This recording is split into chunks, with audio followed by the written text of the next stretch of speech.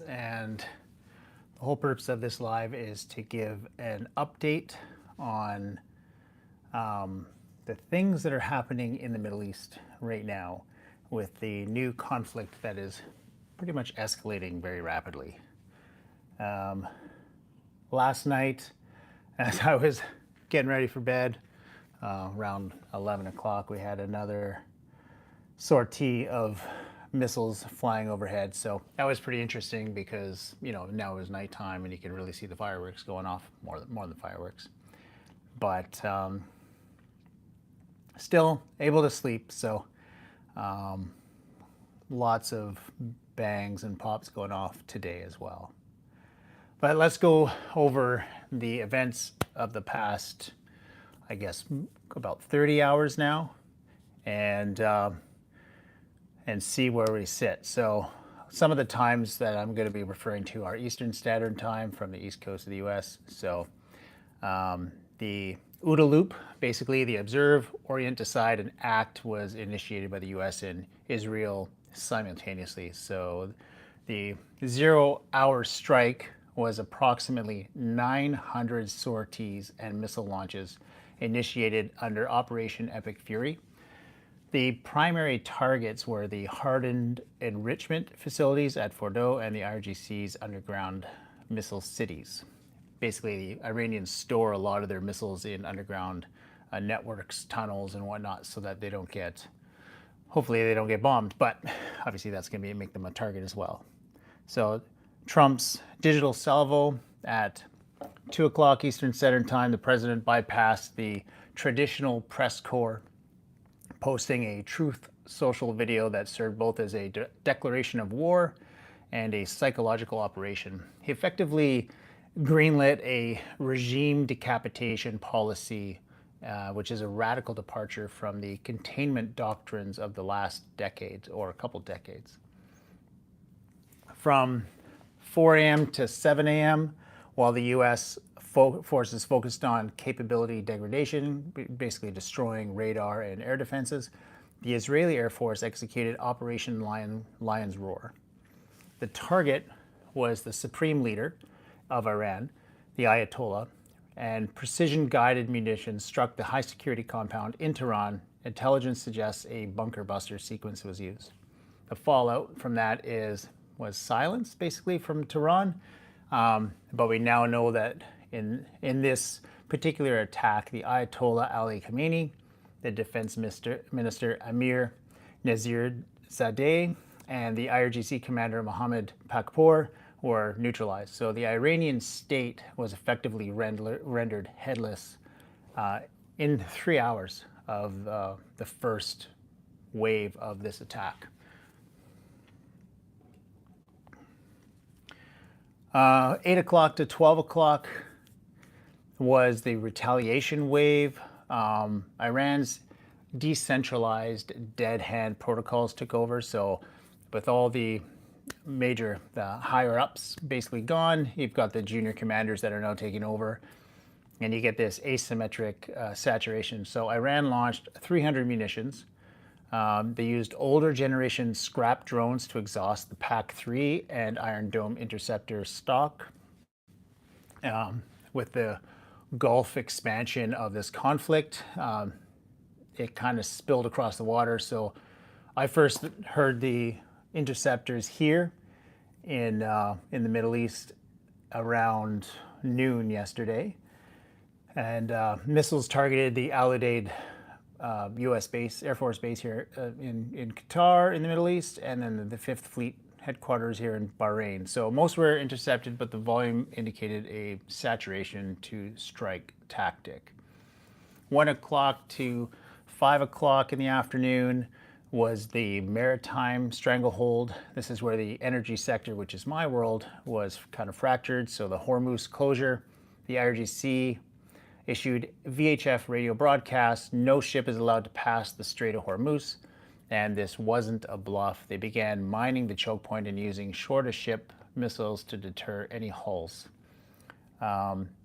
Shipping stasis, 14 LNG tankers from Qatar performed emergency U-turns. Global insurance such as Lloyd's suspended coverage for the Persian Gulf, and Brent crude began its vertical ascent up into higher pricing. From 6 p.m. to about 11 p.m. was an aviation blackout. So it was a ground stop. Dubai, Doha officially closed. Over 2,600 flights were canceled globally. There was a tactical spillover. Debris from an intercepted drone caused a fire at the facade of the Burj Al Arab in Dubai. This was the visual tipping point for Western media, proving that no asset in the Gulf was truly insulated. From midnight to 5 a.m., basically emergency alerts. Around 1 o'clock, the UAE government issued a nationwide mobile alert, seek immediate shelter, and the sound of alarms across millions of devices created kind of a psychological state of total war.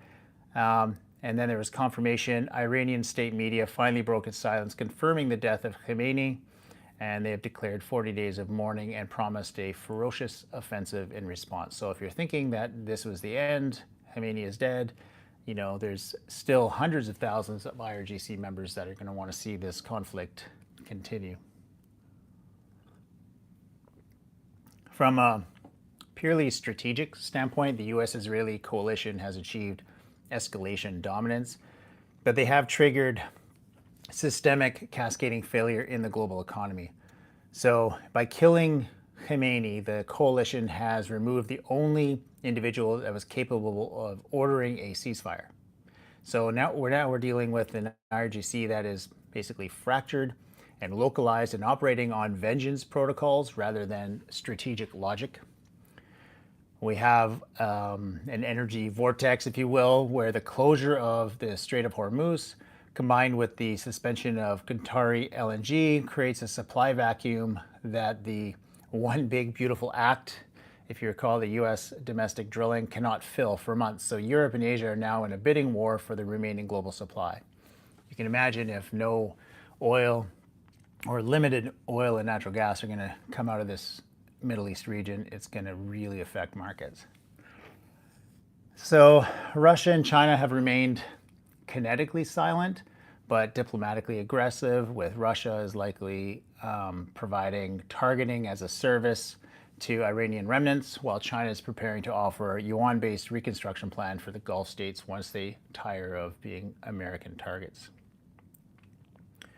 So the status as of this morning: airspace, 90% of the Middle East is a no-fly zone. Oil, $130 a barrel is estimated to be what it's going to open on markets on Monday. And on the ground, it's a high alert, hunker down protocols, shelter in place, only move or go outside if it's an emergency. Just trying to order food. I couldn't order any food from any of the grocery stores because they were just busy through all the apps. I was able to order from restaurants, but it does cross my mind that if we have no shipping moving through the Straits of Hormuz and like 80 or 90% of all our food is imported, it could get pretty tight. And you know, some states like Qatar had basically operated under isolation and sanctions for years, but the other Gulf states still were able to import, and then they would trade with, like Oman would and Kuwait would still trade with Qatar. But now the whole Gulf is basically going to be on austerity measures. So we'll see what happens.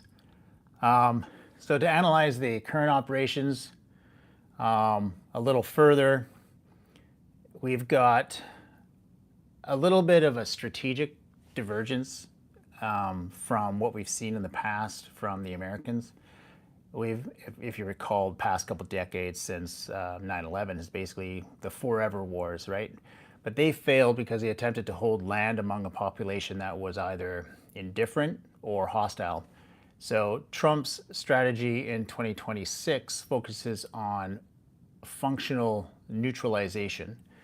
The weekend strike logic, if you will, it seems that he likes to initiate his strikes on Saturday morning, and the administration exploited a 48-hour window where Western stock markets are closed. So this mitigates the immediate panic sell-off from maybe not from people, but algorithms in the stock exchange that would allow the market to basically sell off, and it creates more of a market of reality to price in the geopolitical change before the Monday opening.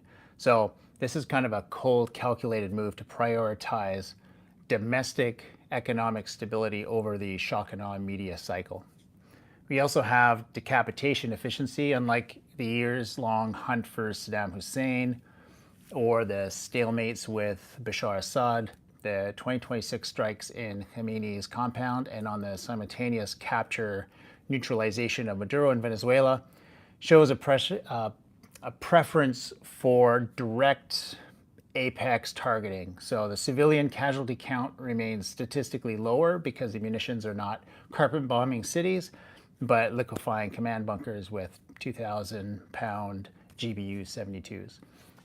I prefer this type of conflict, honestly. I don't agree that we have elites that take their armies and send them to go fight somebody else's army.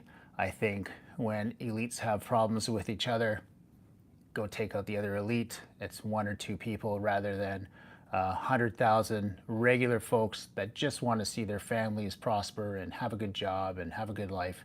You know, they're thrown into the line of fire while the leaders that cause all these problems are safe. So I'll take decapitation efficiency, get rid of the ruler over killing tens of thousands of civilians and troops. So, internal Iranian catalyst. So what we have in Iran is 81% dissatisfaction of the Iranians with what was existing yesterday, the Iranian IRGC. So 81% dissatisfaction, which is a huge number. And there's videos of Iranian women dancing without their headscarves already in the streets, and reports of fireworks in Tehran. So this is already, like, instantly, and I've seen video after video after video of Iranian women celebrating the fact that they are no longer under this oppressive regime, and they're out there with, you know, their faces exposed, which was not allowed. 50 years ago it was allowed, but not since then, not since 1979. So the data with 81% of the population favoring regime change, the U.S. is not invading Iran. It is providing basically a kinetic opportunity for a domestic coup. With all the protests that have been going on since, December, and tens of thousands of civilians killed in these protests, and now you have this intervention by the United States, taking out the leadership of Iran. There's never been a better time to try and remove this regime from Iran. But this leaves the question, now we have a successor vacuum. So who's next? There's likely a coalition led by Reza Pahlavi, who has the strongest brand for unity, and reformist defectors from the regular army could be potential leaders or successors. So the big risk here is that we have a transition from a centralized theocracy to a secular democracy, potentially, and it's rarely linear. So we're looking at best case, 6 to 12-month period of managed chaos where regional fiefdoms may attempt to form, especially in certain regions like Kurdistan. The IRGC, they have like a dead hand approach, a protocol in the Straits of Hormuz. So IRGC is currently operating under a dead hand protocol's autonomous retaliation without central command. If you like this type of content, make sure you like and subscribe. I'm going to be continuing to give updates on these topics, and I only speak English, so if you do put comments and they're in Arabic or some other language, unfortunately I won't be able to read them, so just so you know. But just to give you a little bit of personal backstory, my name is Jonathan Paulette. I'm an oil and gas professional, and I'm currently located in the Middle East. So I'm kind of in the middle of all this, and I'm seeing a lot of news and a lot of different angles on how this is all unfolding here. So I thought I would do a deep dive on it and bring that information to you directly. So I'm glad you're here. Thanks for joining me. And I'll continue. So we've got a sustainability problem, right? So basically the leadership's been taken out in Iran, but with this dead hand protocol, it means like lower commanders are now running individualized units, but can they keep firing? That's the question. I mean, the answer is basically no. Without Tehran's brain, the IRGC's logistics chains like fuel and replacement parts and satellite comms, they'll all fail within 14 to 21 days. If you don't get resupplied with missiles and fuel and food, you're going to not fight. I mean, there's the old adage that an army runs on its stomach, right? Hormuz has a stranglehold on it. They can block the strait with mines and shore-to-ship missiles. The U.S. Navy's Fifth Fleet is already pivoting the mine countermeasure operations. A total closure of Hormuz lasts for a maximum of 10 to 14 days before U.S. freedom of navigation strikes render the Iranian coast a graveyard and anti-ship batteries. So we'll see how this plays out. I mean, it's only day 2 of this, and we'll have to keep a watchful eye on it. But as of now, the IRGC is broadcasting VHF radio that there's to be no movement of vessels through the Straits of Hormuz. So China has a dilemma. I mean, this region being such a massive exporter of oil and gas and essentially supplying a lot of like China doesn't have any domestic oil, so they import a lot, and a lot of it comes from here, and a lot of it is cheap oil that they get from Iran because Iran is sanctioned.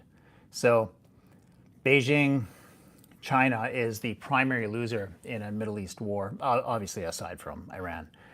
They rely on sanctioned crude, which is now offline from not only Iran, but also Venezuela. China will turn to Russia, likely, but Russia is a wounded supplier. Ukrainian drone strikes throughout 2025 and early 2026 have decimated 20 to 30% of Russian refining capacity. So Russia can export crude, but they cannot replace the refined products China needs for its industrial base. And the global result, China's economy will likely enter a stagflationary spiral as energy costs triple. This makes Beijing less likely to intervene and more likely to facilitate a peace deal to get the oil flowing again. So, I mean, that would make sense. Rather than getting into a hot war and just expending more resources, they'll try to sue for peace or influence a peace deal.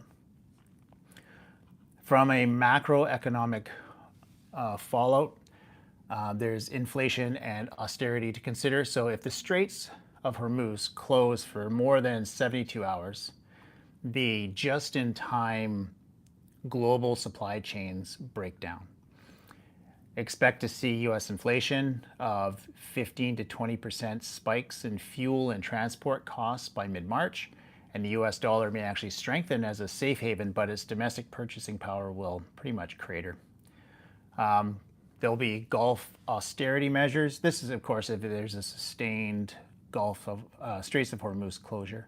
So for residents in the Persian Gulf, the immediate risk is not just missiles, it's food security. The nations import 80 to 90% of their calories, and if the shipping lanes are mined, the Gulf enters a siege economy. So you can expect rationing of fresh water. Desalination plants are prime targets. I haven't heard of any desalination plants getting taken out at this point, but there's been a total suspension of non-essential construction and luxury services at regional pivots towards survivalist footing. So that hasn't happened yet, but you can expect that if things continue. So I guess in a kind of a summary, Trump's kinetic decapitation has killed the dictator in Iran and a lot of his leadership, but has not yet won peace. So we're in a race between regime collapse and economic collapse of the West. The goal is for the Iranian people to seize power before the global economy runs out of fuel, and the brittle star has been shattered. The next 48 hours are going to determine if the pieces can be put back together into a secular state, or if the region descends into a dark age of energy-starved fiefdoms.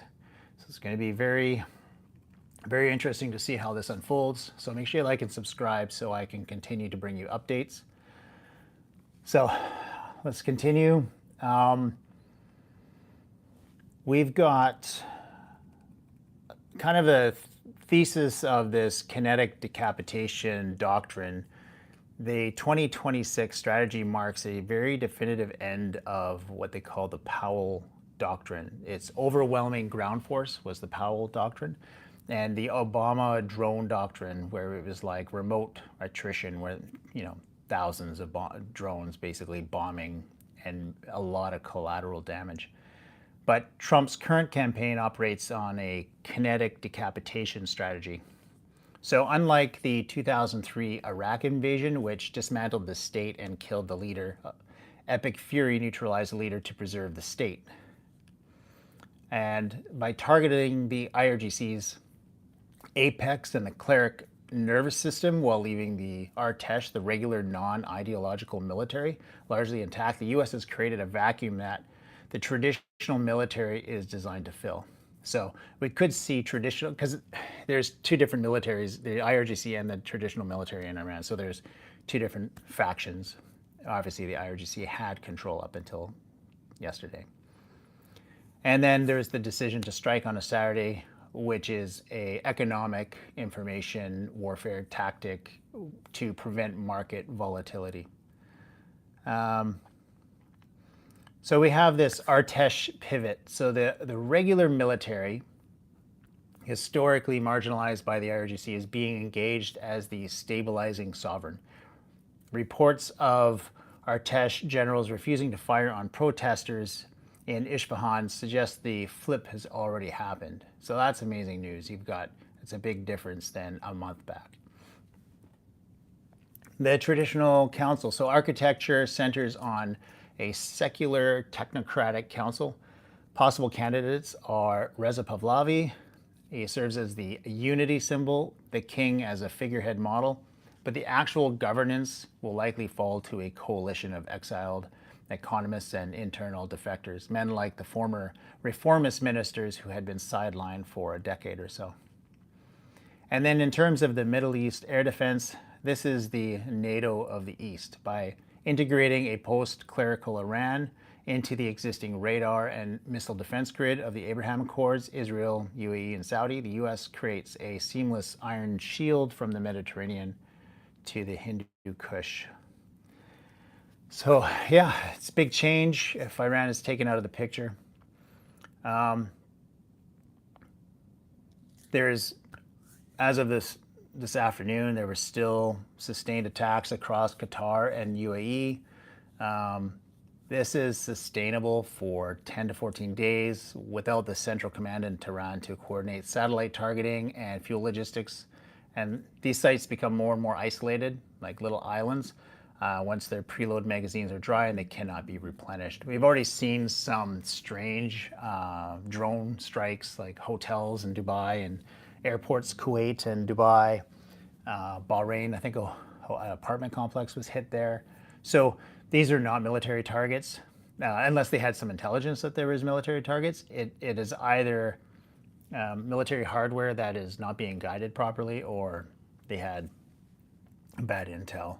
And if it is faulty military hardware, then that doesn't bode well for the tech that they have.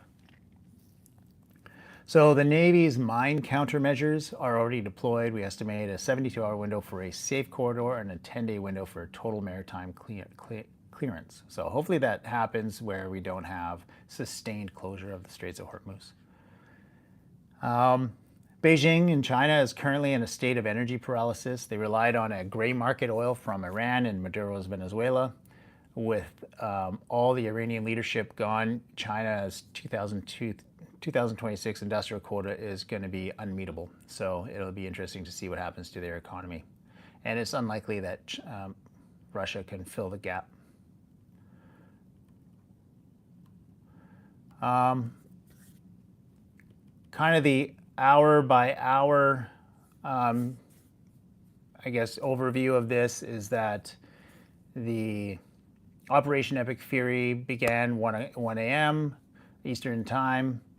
and this prioritized air defense suppression. So it was no boots on the ground, using precision munitions to hit the leadership.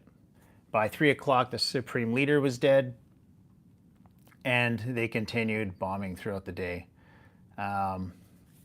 We have the dead hand retaliation by the IRGC that is now continuing to operate in the region, firing missiles.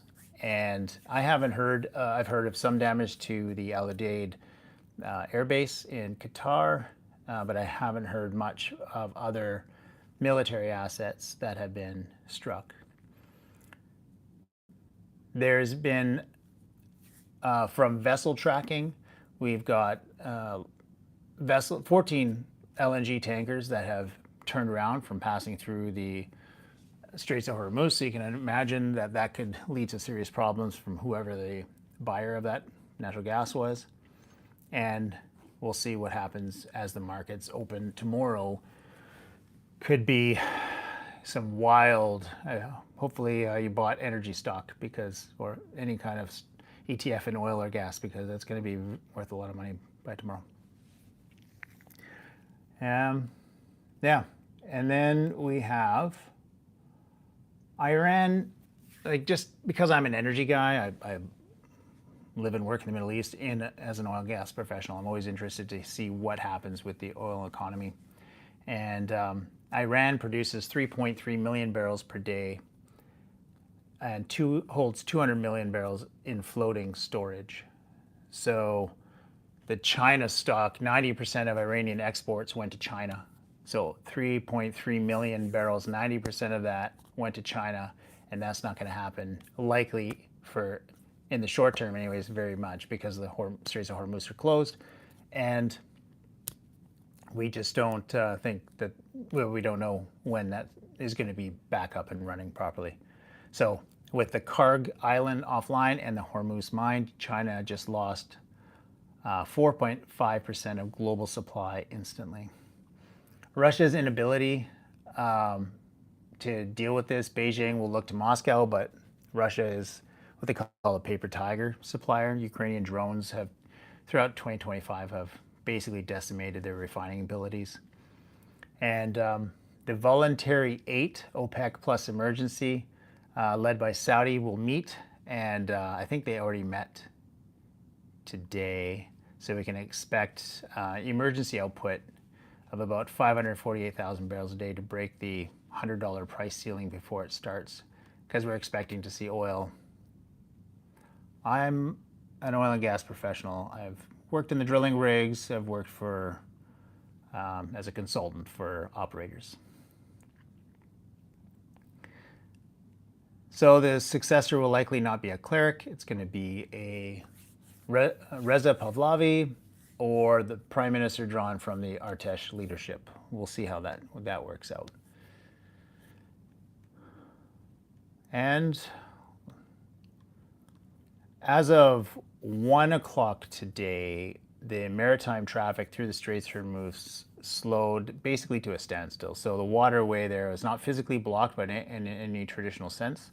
It's currently a state of functional paralysis rather than hard physical blockade. The virtual blockade is the IRGC Navy has broadcasting continuously on VHF channel 16, stating that no ship is allowed to pass the Straits of Hormuz and warning that transit is not safe. So the result, this has created a de facto closure. Global shipping giants, including CMA CGM, Nippon Hussein, Hapag-Lloyd, they've all officially suspended all transits. And the current count, approximately 170 container ships, over 450 oil and gas tankers are currently stuck inside the Persian Gulf or idling in the Gulf of Oman, unable to secure insurance and clearance to move. So this is a significant, I guess, Achilles heel to the region. If we can't move goods, oil, gas, food through the region, it's going to slow things down. We'll see how things play out, of course. There's always overland, I guess. By air is not really feasible, but it could still, maybe the Houthis and the Hamas and whatnot do more impediment in the Red Sea, and then we're not going to be able to do any shipping in there, because I understand a lot of the shipping has been rerouted. All right. In Dubai, the Jebel Ali, Dubai, the world's 10th busiest port, was temporarily shut down yesterday following a fire caused by falling debris from an intercepted Iranian missile. Operations are severely restricted, so even if the ships can move, the ports are limiting operations. Doha and Abu Dhabi, commercial berths are prioritized for essentials such as food and medicine as the siege economy protocols take over. I haven't heard people talking too much about this, but just trying to order food today was not easy.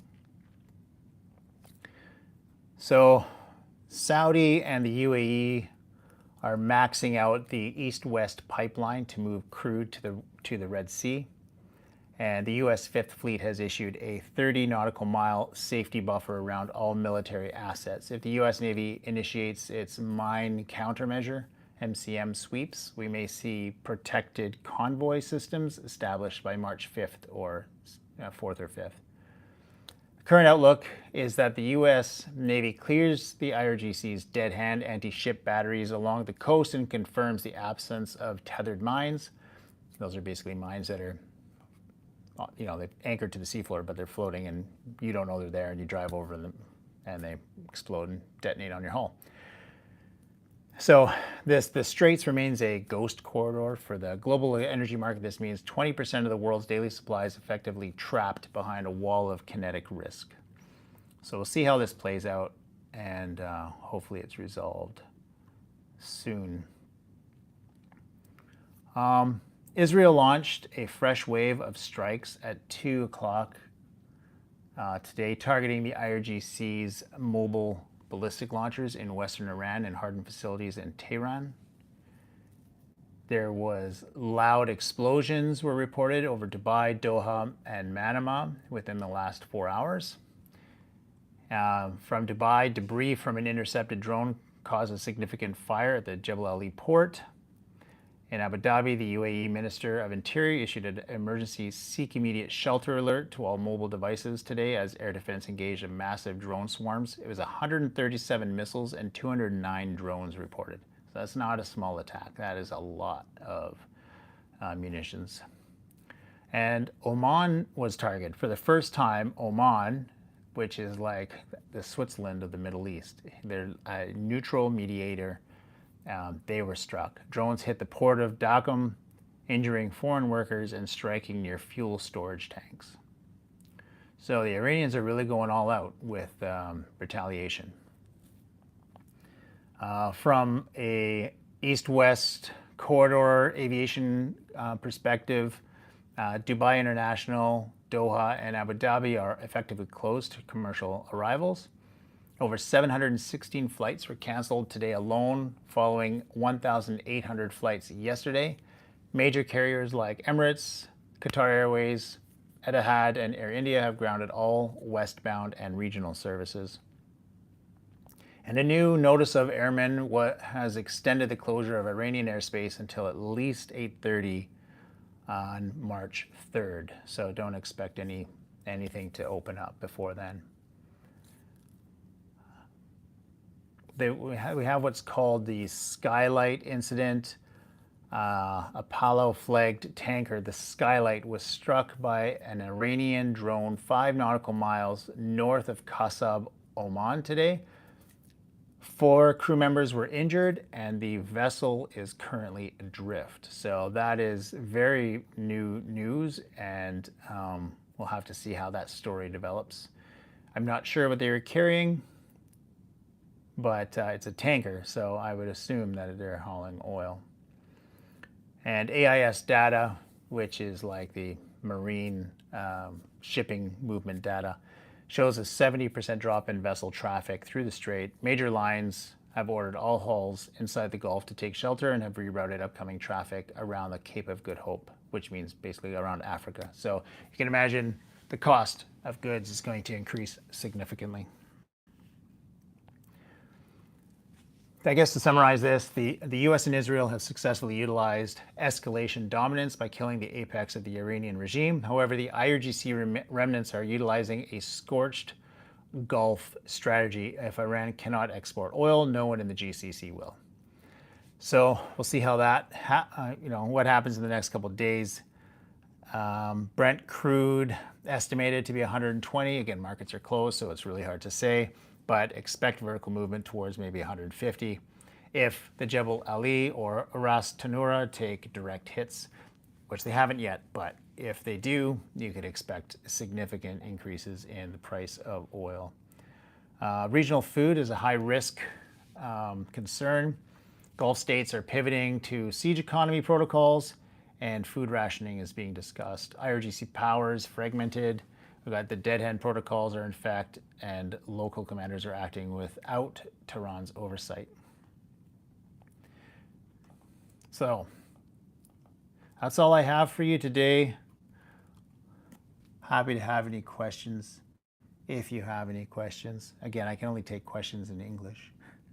So if you have something that's on your mind, I'd love to hear about it.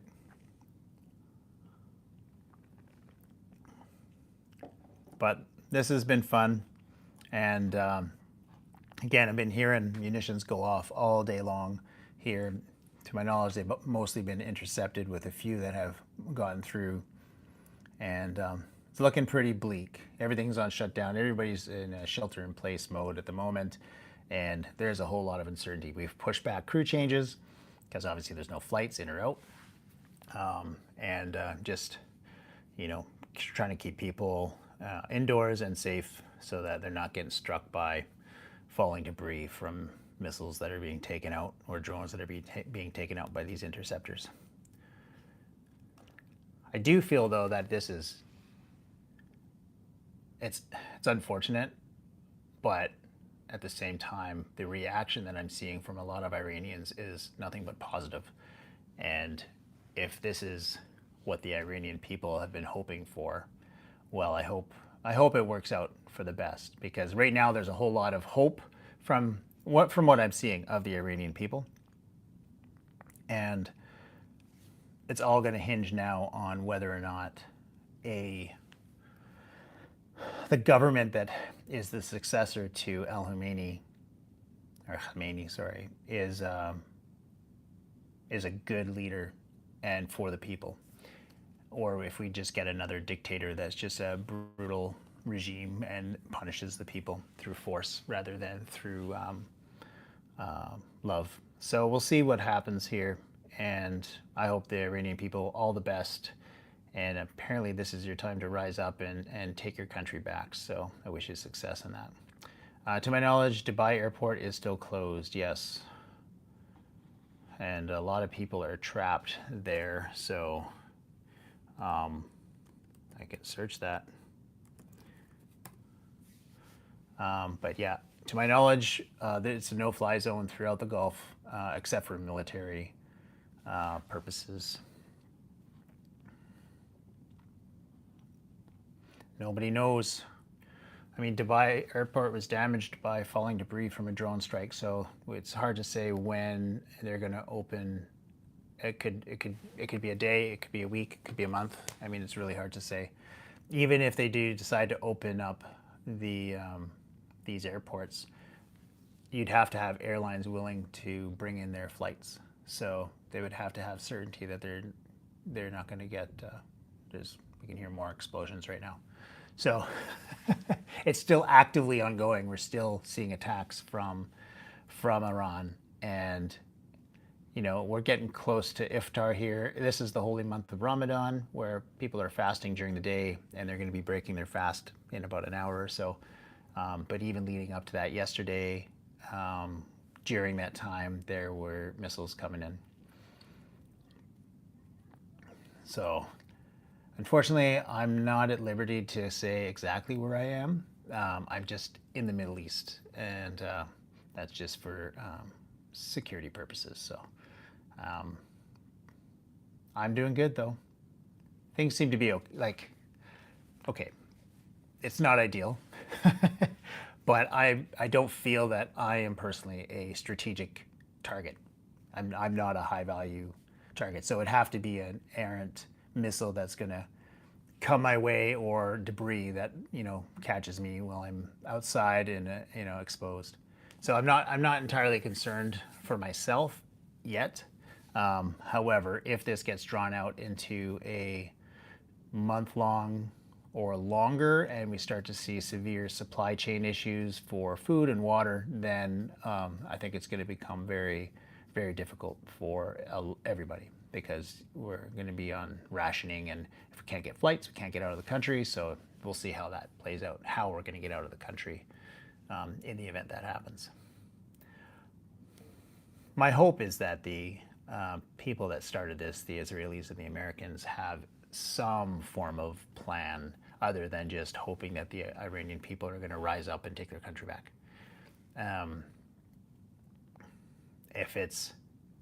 They've only got 2 carrier groups here, so they've moved a lot of assets into the region. But as they burn through their missiles and bombs, and, you know, how easily can they restock? And I don't think the Americans have the ability to run a sustained campaign here, and I don't even know that the American people want that, because this conflict was never passed through Congress, right? This was not an act of Congress where that which is required to declare war. This was just a military exercise that Trump declared that they were going to do, and it's ignited the whole Middle East. So really, we'll have to see. But Iran is not making any friends. Like, they're bombing, attacking friendly countries just because they have American bases on them. So what it does is it sets the standard. Like, before, having a U.S. base on your soil was kind of under the impression that it was a deterrent to your country being attacked, because if your country was attacked, now the Americans would be involved and nobody wanted to provoke them. But if you are in a situation where now having a U.S. base on your soil is a liability and more of a target, as the IRGC is showing, then you're going to see a lot more resistance, reluctance of countries to say, yeah, put your military base here, because it's no longer protecting you. It just puts target on your back. So we'll see what happens of that over the next couple of years. I'm hoping that things will just open up in Iran. But if Iran becomes a free country and opens up, it's not ideal for a lot of the other Gulf states, including especially Saudi Arabia, because it's a major competitor. I mean, Iran is very technologically advanced. They got a space program. They got these ballistic missiles, not intercontinental, but ballistic missile programs. They got drone programs. So they're a very advanced technological society. And if you have that now open market for oil and gas, they're no longer sanctioned. It's a major competitor for all the other Gulf states. So it would be, it would completely change the dynamic here of how things are done, how business is done, and how the countries operate. So we'll see what happens. But it's been fun. I really appreciate everybody joining on the call today. Make sure you like and subscribe. I'm going to be doing more updates on this topic over the coming days. I am here in the Middle East, so I'm going to be staying on top of it because it personally affects me, and I have an interest to know what's going on. So make sure, hit that like, hit that subscribe, and on any future videos, make sure that you leave comments. I find comments are very helpful, and it tells me what you guys are interested to hear about. All right, so that's it for today. Stay safe, take care, and as always, thanks for watching.